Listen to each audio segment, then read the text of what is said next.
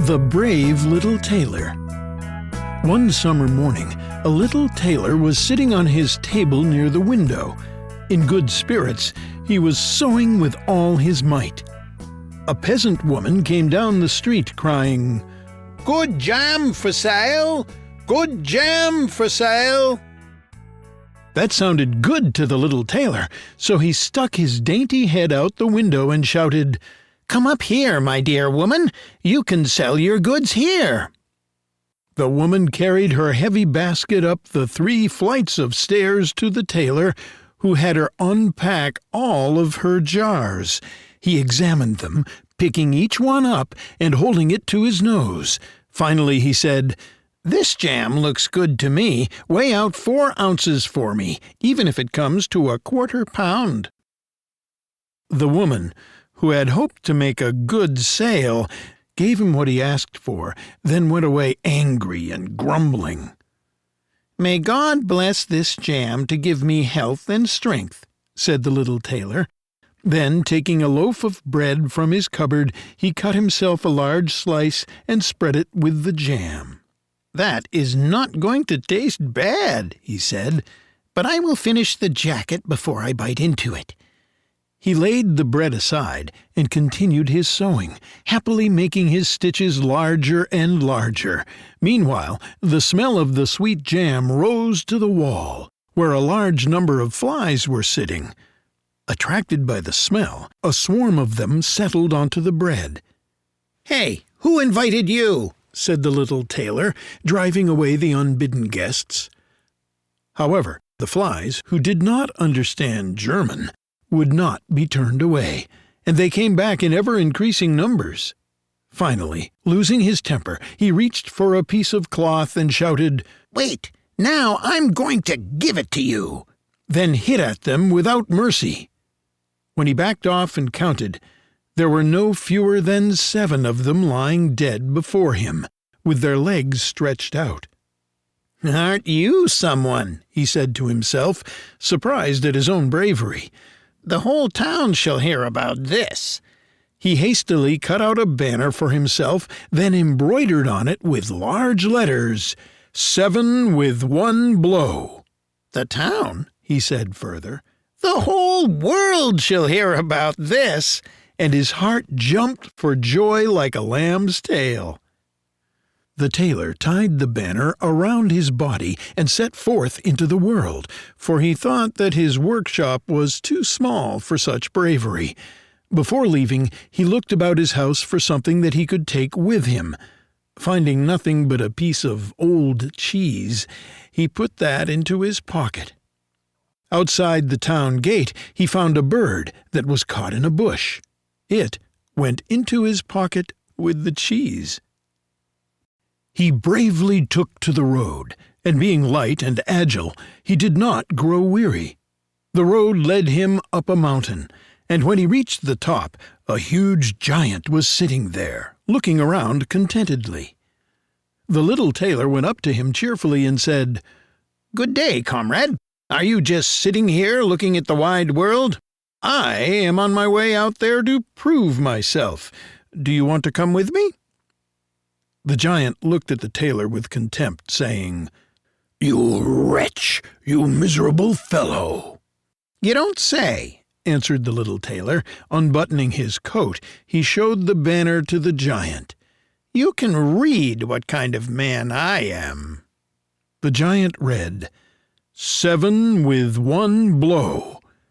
And, thinking that the tailor had killed 7 men, he gained some respect for the little fellow.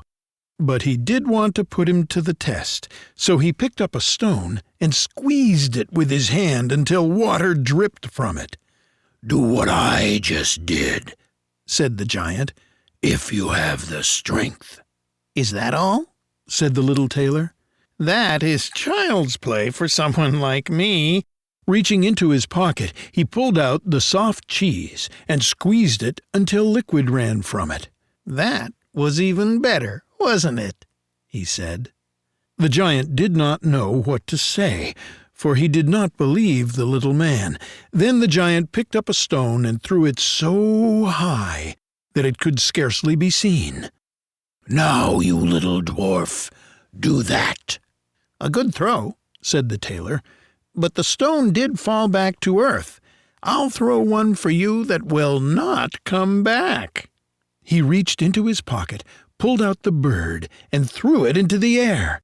Happy to be free, the bird flew up and away, and did not come back. "How did you like that, comrade?" asked the tailor. "You can throw well enough," said the giant. "But now let's see if you are able to carry anything proper."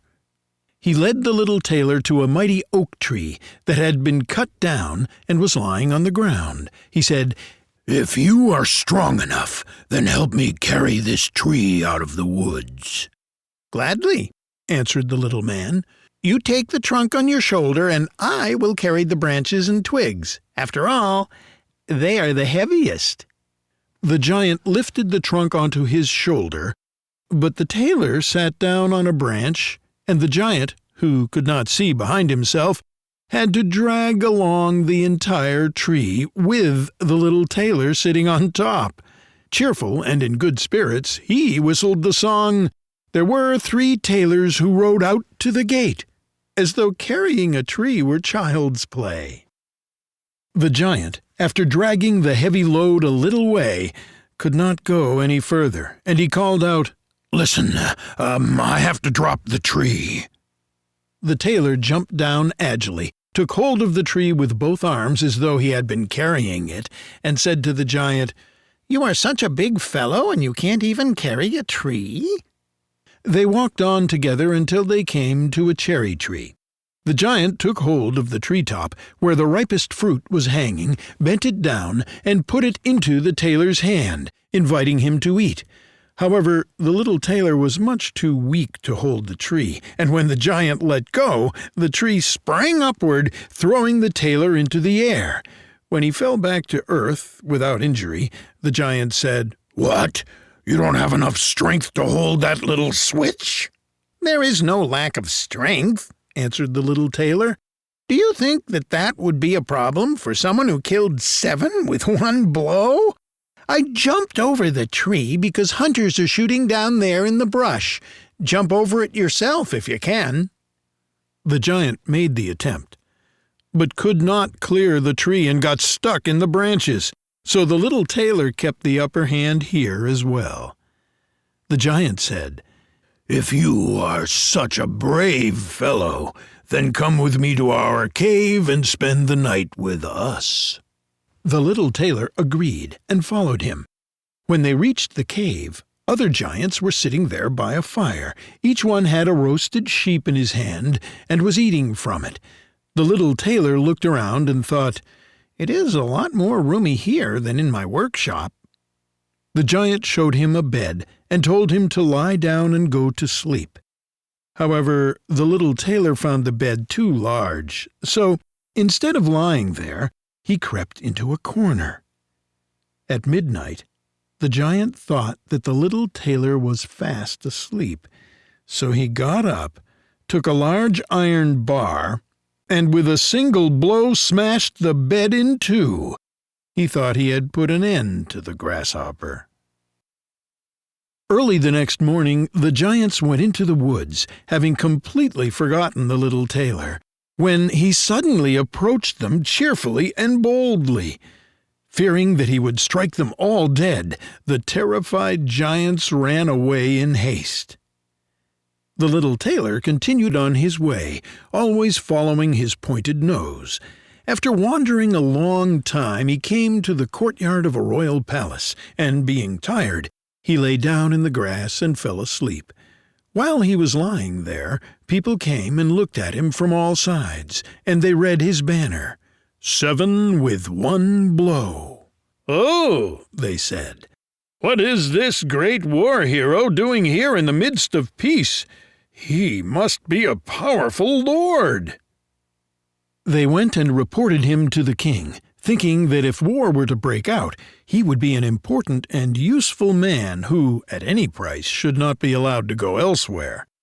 The king was pleased with this advice, and he sent one of his courtiers to the little tailor to offer him a position in the army as soon as he woke up. The messenger stood by the sleeper and waited until he stretched his arms and legs and opened his eyes, and then he delivered his offer. "That is precisely why I came here," answered the little tailor. "I am ready to enter the king's service." Thus he was received with honor and given a special place to live. However, the soldiers were opposed to the little tailor and wished that he were 1,000 miles away. "What will happen," they said among themselves, "if we quarrel with him and he strikes out against us? 7 of us will fall with each blow. People like us can't stand up to that." So they came to a decision, and all together they went to the king and asked to be released. "We were not made," they said, "to stand up to a man who killed 7 with one blow." The king was sad that he was going to lose all his faithful servants because of one man, and he wished that he had never seen him. He would like to be rid of him, but he did not dare dismiss him, because he was afraid that he would kill him and all his people and then set himself on the royal throne. He thought long and hard, and finally found an answer.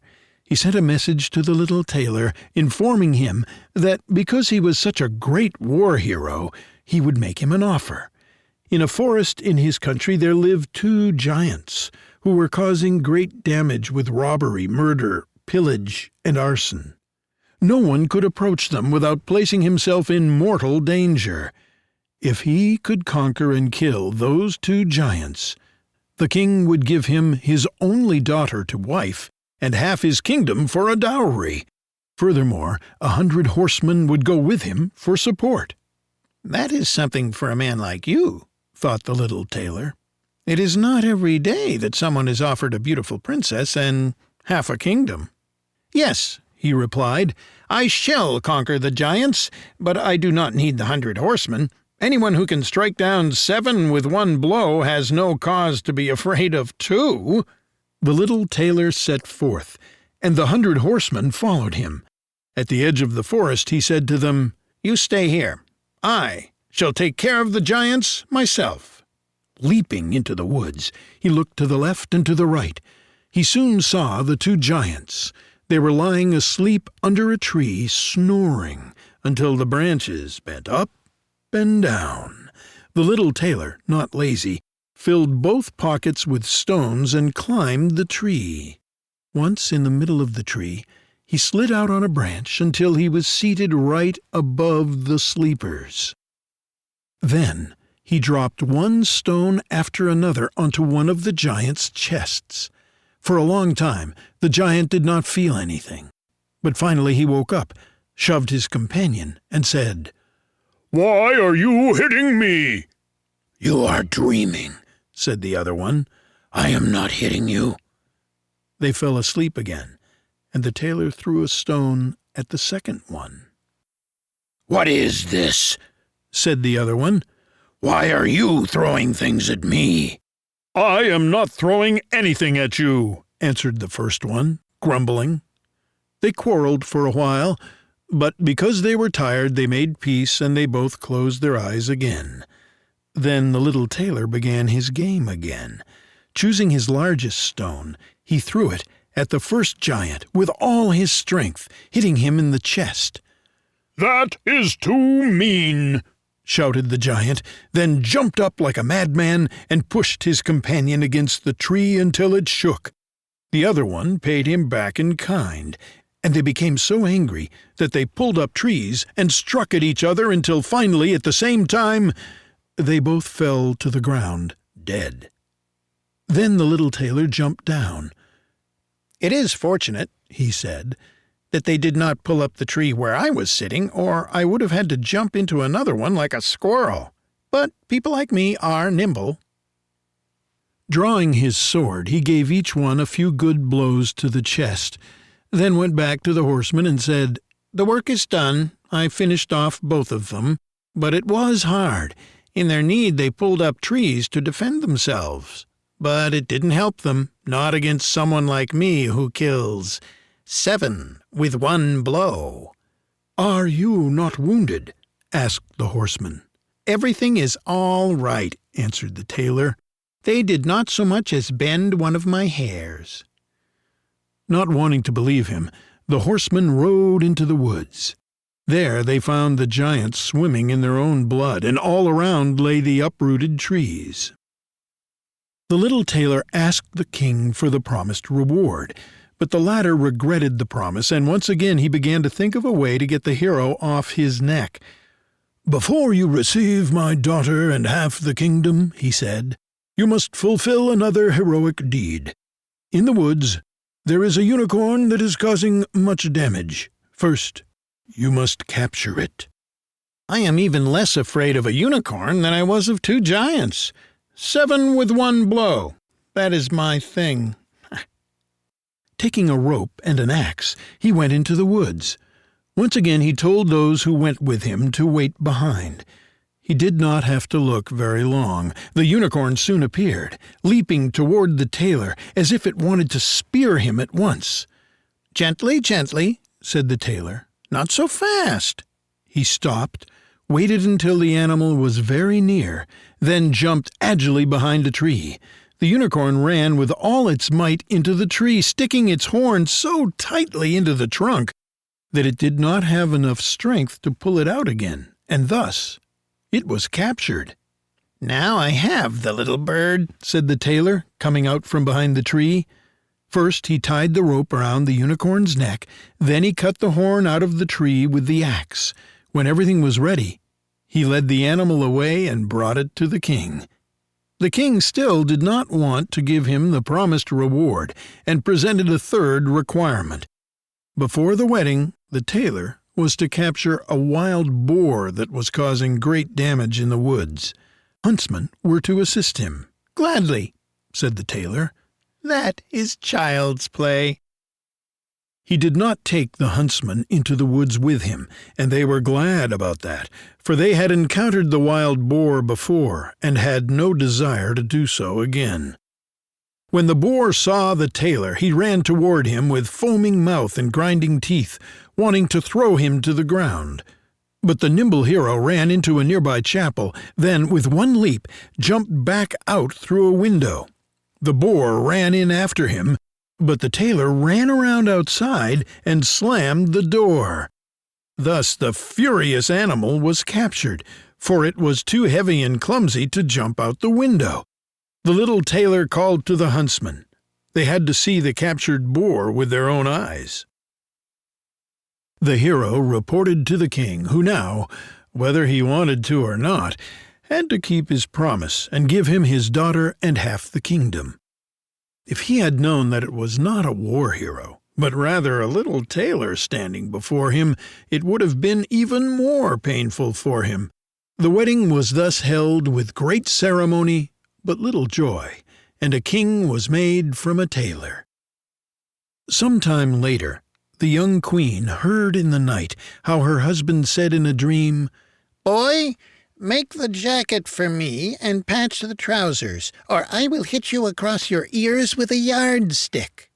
Thus she determined where the young lord had come from. The next morning she brought her complaint to her father, asking him to help her get rid of the man who was nothing more than a tailor. The king comforted her, saying, "Tonight leave your bedroom door unlocked. My servants will stand outside, and after he falls asleep they will go inside, bind him, and carry him to a ship that will take him far away from here." The wife was satisfied with this. However, the king's squire, who had a liking for the young lord, heard everything and revealed the whole plot to him. "I'll put a stop to that," said the little tailor. That evening he went to bed with his wife at the usual time. When she thought he was asleep, she got up, opened the door, and went back to bed. The little tailor, who was only pretending to be asleep, began crying out with a clear voice, "Boy, make the jacket for me and patch the trousers, or I will hit you across your ears with a yardstick. I have struck down 7 with 1 blow, killed 2 giants, led away a unicorn, and captured a wild boar. And I am supposed to be afraid of those who are standing just outside the bedroom?"